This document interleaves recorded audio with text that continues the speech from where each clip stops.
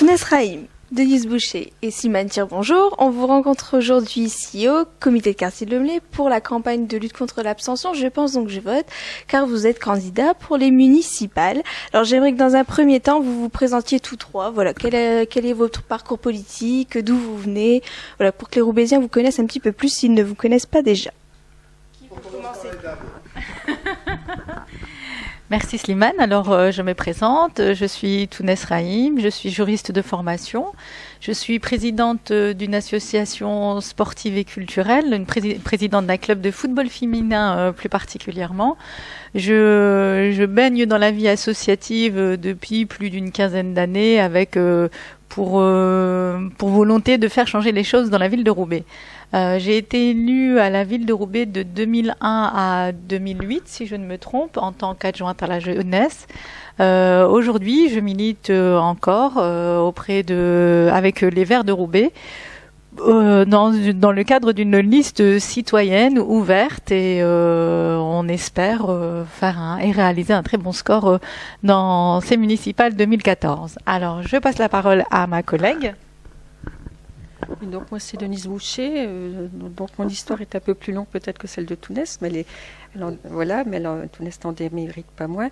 Donc moi j'ai fait les premiers comités de quartier donc à l'Alma, à l'Alma Gare, à la PU. Bon ensuite j'ai suivi, donc là c'est Slimane où j'ai commencé à le connaître, à intervenir, c'était dans les années 80 quand on avait fait... On rêvait un quartier où il y aurait beaucoup de mixité sur le logement, les entreprises, etc. Donc mon histoire a débuté là. Ensuite, au fil et à mesure de mes déménagements dans la ville, j'ai été au Cul de Four. J'étais au comité de quartier du Cul de Four et maintenant je suis au comité de quartier Sainte-Élisabeth puisque j'habite les quartiers Est. Donc j'ai eu un engagement au niveau associatif sur le canal, puisque avec Vincent Bautret on avait fondé et fédéré autour de nous des associations pour que le canal soit remis en navigation. C'était pas seulement faire un bel objet esthétique, c'était vraiment remettre de la navigation. Et Slimane durant son mandat, de son précédent mandat, a su mener à bien chercher l'argent pour que le canal soit remis en navigation. Ensuite, les comités de quartier, ça a toujours perduré. Il y a eu une étape comme ça, de 7 ans où j'étais adjointe au maire, donc adjointe au maire des quartiers nord. Je suis souvent venue ici. Je me suis occupée des jardins puisque je travaillais sur le développement durable. J'étais adjointe au développement durable. Donc on a eu une période comme ça où on a pu faire avancer la ville sur certains enjeux, notamment sur ces questions-là. Ensuite, je suis retournée à la vie associative. Je travaille actuellement avec l'UPC sur l'alimentation parce que l'alimentation nous semble un sujet très important. Et bon, je suis aussi présidente des Amis du Parc de Barbieux, donc c'est une continuité. Voilà. Un riche parcours. Alors je dois faire bref quand même. Hein. Voilà. Alors moi je suis... Au fond, en 2014, ça fera 50 ans que je suis roubaisien. Bon, donc c'est une étape importante, c'est l'étape des élections municipales le 23 et 30 mars, mais aussi, puisque je suis candidat au nom de la liste Ensemble le pouvoir d'agir, que j'ai l'honneur de conduire avec 52 colistières et colistiers. Une liste dans laquelle il y a beaucoup d'hommes et de femmes engagés, qui ont de l'enthousiasme, qui ont de la passion, qui ont envie que les choses changent et que Roubaix soit respecté. Donc ils sont militants dans leur environnement, dans le monde culturel, dans le monde associatif, dans le monde caritatif, dans le monde de l'entreprise, et ils ont une passion au cœur, c'est la passion des autres, de l'écoute des autres. C'est la passion du respect. Et c'est cette alchimie particulière qu'on a essayé de construire au cours de cette campagne depuis à peu près 6 mois, au travers de forums pour construire un programme de propositions concrètes, au travers de réunions, de contacts, à la fois de rendez-vous qu'on a menés soit avec des particuliers, soit avec des associations pour aller à leur écoute. Évidemment, on bénéficie aussi au fond de notre expertise qui est fondée sur une présence militante qui nous est reconnue, qui est appréciée et qui est indiscutable. C'est une présence dans la proximité, un investissement extrêmement fort dans différents secteurs de la vie sociale roubaisienne. Denise en a évoqué quelques-uns. Tounès également, je pourrais parler de Majdouline, de Ali, de Christian Lazaoui, des Carlier et d'autres personnes encore, de Myriam. Et c'est cette continuité, en tout cas cette volonté d'être toujours dans la proximité, dans une certaine disponibilité, à la fois aux problèmes que rencontrent les Roubaisiens, à la construction de solutions. Et cette construction de solutions, nous avons essayé de les traduire soit au conseil municipal depuis 2008 dans l'opposition, dans une opposition déterminée, dans une opposition réfléchie, dans une opposition constructive. On sait dire oui quand les projets nous semblent intéressants pour la ville. On sait les refuser, les rejeter de façon argumentée quand on considère qu'ils sont nuisibles pour la ville ou pour les Roubaisiens, comme la réforme des rythmes scolaires. Et par ailleurs, c'est aussi d'investir une série d'autres lieux qui sont indispensables au devenir de Roubaix compte tenu de la nature des défis, de l'importance de ces défis, comme la communauté urbaine, puisque j'ai été vice-président à la communauté urbaine et aussi animateur du groupe politique écologiste à la communauté urbaine. Et pour deux de nos colistières, Myriam Co et Majdouline Bay, vice-présidente au conseil régional, c'est-à-dire il y a à la fois de fait une vraie capacité de construction, une expérience et une volonté de mettre tous ces leviers au service du développement, d'un développement différent de Roubaix et d'un développement qui doit se poser la question fondamentale qui est de mettre, ne voyez pas une copie de quelconque slogan, de mettre l'humain, de mettre les Roubaisiens et les Roubaisiennes au cœur des projets politiques qui seront portés par la municipalité roubaisienne. Au fond, il y a trois convictions sur lesquelles on a organisé ce programme. La première, c'est qu'il faut absolument remettre la mairie au service des Roubaisiens. Et c'est pas peu de le dire. De faire en sorte que les mairies de quartier deviennent les piliers du service public et de la qualité du service public et ainsi que de la démocratie locale. Trop, je dirais, de services publics de base ne sont plus assurés correctement ou de façon insatisfaisante. Et il est absolument nécessaire, sur des questions aussi basiques que la propreté, sur des questions aussi basiques que le sentiment d'insécurité ou la sécurité, d'avoir des outils et des dispositifs qui permettent de parler avec les comités de quartier, avec les conseils de quartier, d'une façon respectueuse. C'est-à-dire des conseils de quartier autonomes, qui ont les moyens de vivre, des comités de quartier aussi qui ont leur capacité d'autonomie, mais qui contribuent au développement de la démocratie participative d'une façon sérieuse. Une des dispositions, par exemple, les plus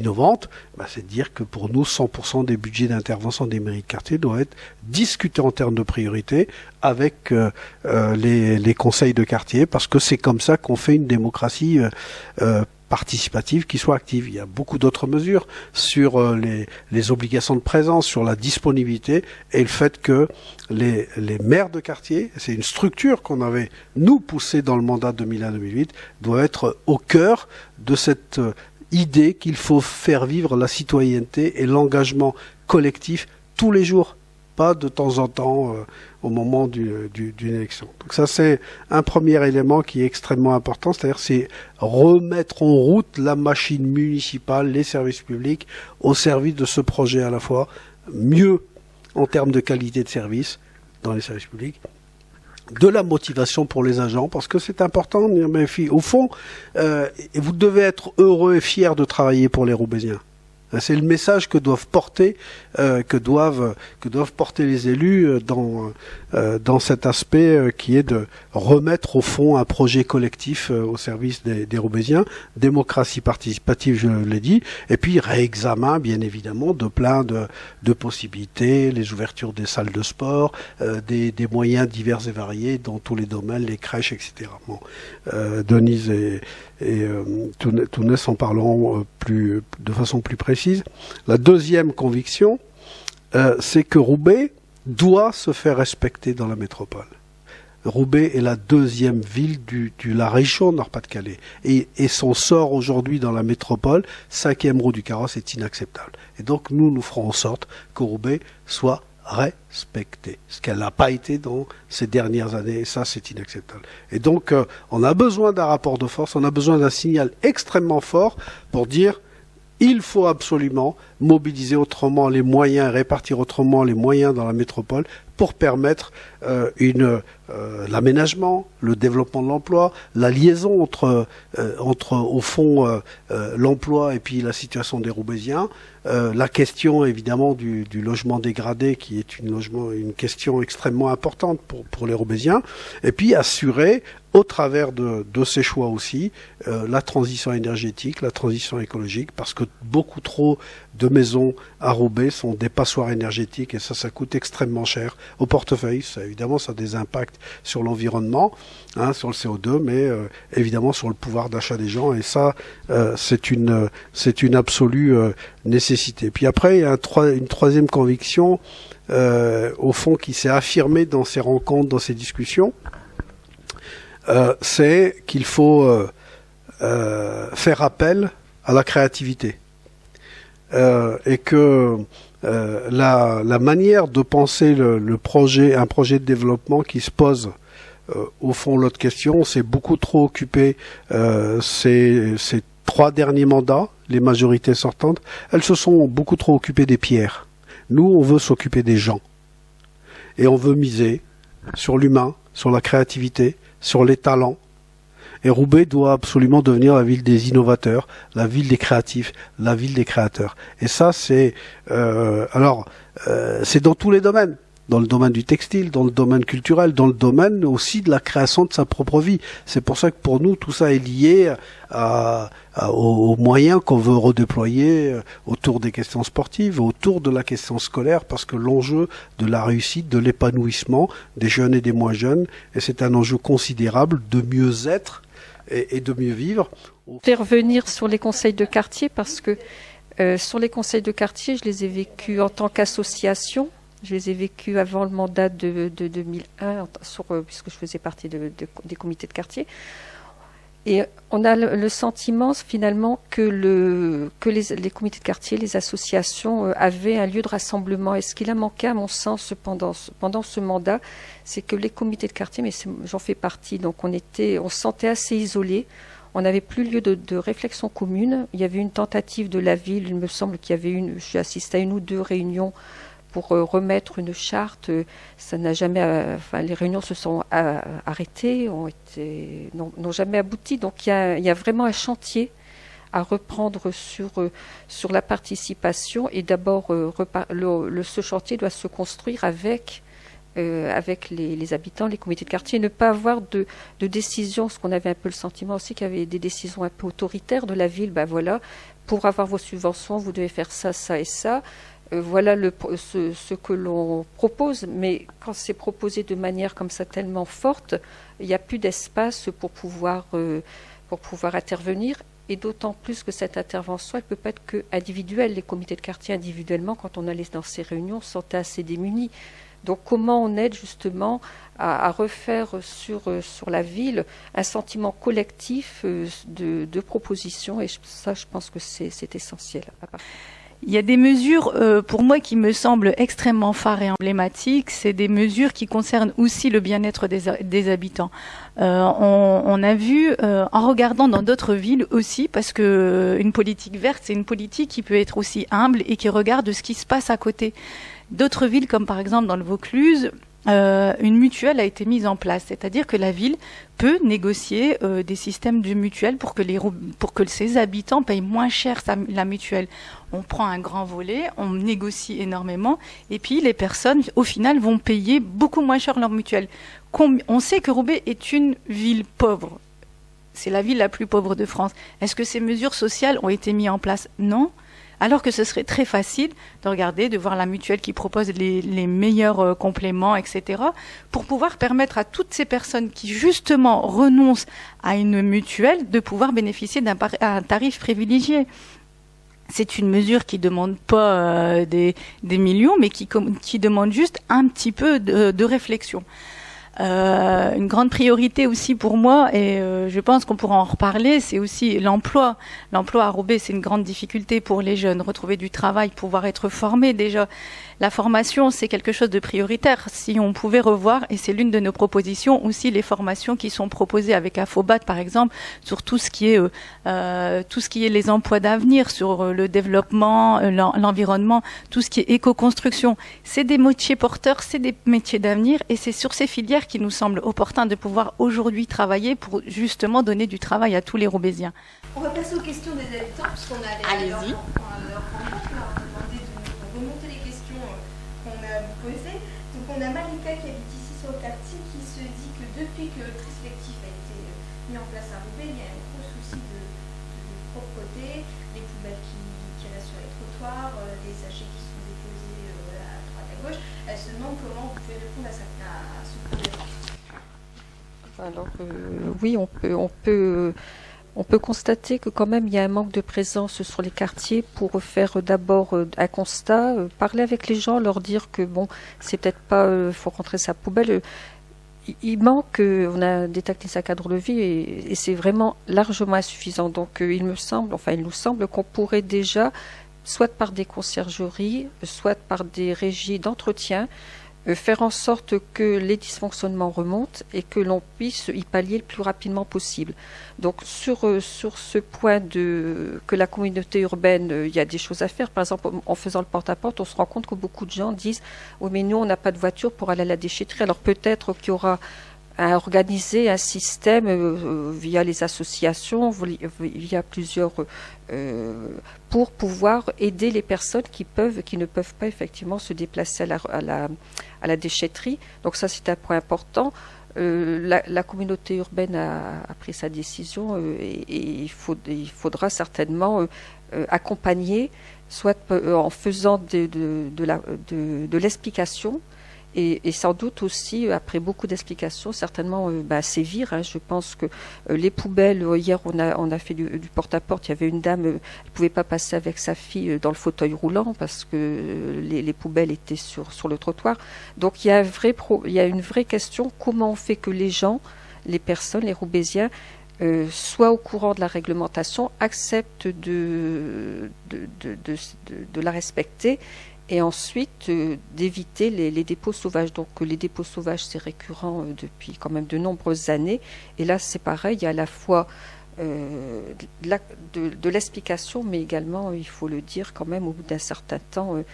Et là, ça demande de l'organisation. Donc ça peut être les régies d'entretien, ça peut être également les conciergeries, ça peut être également les ressourceries, parce que tout ce qui est mis sur le trottoir, eh bien, on peut considérer qu'à certains points, quand il y avait les encombrants, il y avait des personnes qui circulaient, qui ramassaient, qui recyclaient. C'était aussi un système économique, ces encombrants. Donc, effectivement, là, je pense qu'il y aura un chantier aussi. On en a beaucoup pour la prochaine municipalité. Ça sera certainement un chantier pour aider les Roubaisiens à comprendre le système, à l'adopter certainement, puis aussi surtout à faire en sorte que la ville soit plus propre. Et c'est un gros travail, ça. Pourquoi les habitants doivent-ils se rendre aux urnes pour ces élections municipales? D'abord, je pense pour se faire respecter. Je crois qu'au fond, la question, elle est posée. On peut discuter et gloser longtemps sur l'explication sociologique, sociopolitique. Vous êtes méprisé. Vous comptez pas. Ouais, vous vivez dans un cadre qui est pas très agréable, merdique parfois, etc. Bon, après tout, je veux dire, on intègre au fond ces assignations symboliques et ces assignations culturelles. Et je crois que c'est toujours un leitmotiv. C'est que de toute façon, dans une société démocratique, le seul pouvoir qu'on a de changer les choses, c'est le pouvoir de choisir, c'est le pouvoir démocratique de vouloir agir pour transformer les choses et changer. Quand une majorité a fait la démonstration aussi cinglante de son échec, eh bien, d'essayer autre chose, de faire en sorte que effectivement, on puisse ouvrir au fond un nouveau terrain, un nouveau chemin pour tracer un nouveau destin collectif pour Roubaix. Et nous, notre proposition au fond, c'est de dire, voyez, on a un projet, on a une vision pour Roubaix. On a un programme de 66 propositions qu'on a chiffré, qu'on a discuté.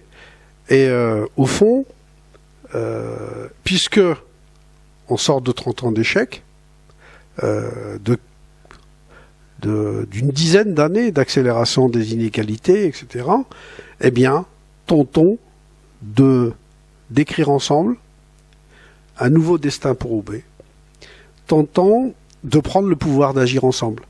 Et parce que nous, la clé de notre programme, c'est au fond, c'est de dire, aujourd'hui, une des meilleures façons de combattre l'abstention, c'est pas, je le dis, y compris de façon non antipopuliste vis-à-vis, par exemple, du bloc de Roubaix et d'associations comme vous qui faites un travail depuis fort longtemps, c'est au fond de ne pas déléguer cette fonction de mobilisation à des associations, c'est de l'assumer. Et l'assumer, c'est comment? C'est de dire, nous engageons à ce que les élus y rendent compte, les élus soient présents, les élus soient proches. Quand ils ont des fonctions d'adjoints, eh bien, vous savez les joindre et ils sont disponibles dans leur mission. Ils ont une feuille de route. Ils ont une feuille de route. Et nous engageons à faire ensemble. Et pour faire ensemble, il faut décider ensemble. Et décider ensemble, ça veut dire quoi? Ça veut dire discuter, ça veut dire proposer, ça veut dire trancher, ça veut dire faire, et ça veut dire vérifier que c'est fait. Et c'est ça le travail politique de remobilisation citoyenne. Et je pense, et nous pensons tous, dans notre équipe, que c'est une des clés, au fond, à la fois du respect des Roubaisiens, de la considération qu'on accorde aux Roubaisiens et aux Roubaisiennes, et puis de retour vers une pratique régulière, constante, plus importante de la citoyenneté et de la démocratie. Nous sommes, nous, en ce qui nous concerne, hein, nous voulons pas nous résigner à l'abstention. L'abstention arrange un certain nombre de partis politiques, arrange un certain nombre, je dirais au fond, de conservateurs qui de toute façon se disent, bah après tout, on va s'occuper de tel ou tel quartier, et puis bah, de toute façon on les a tellement dégoûtés des politiques publiques, de la municipalité, etc. Ils sont persuadés qu'on ferait, bah, ils viennent pas aux urnes, ça nous arrange, parce que ça nous conforte dans notre pouvoir. Nous, on est contre cette vision-là, parce que, je dirais, un citoyen pauvre ou un citoyen fortuné, pour nous, c'est d'abord un citoyen, c'est d'abord un Roubaisien qui doit être considéré, qui doit être respecté, qui doit être écouté, et avec lequel on doit décider. Et c'est pour ça qu'on leur propose quelque chose, au fond, de relativement simple. Eh bien, ensemble, prenons le pouvoir d'agir.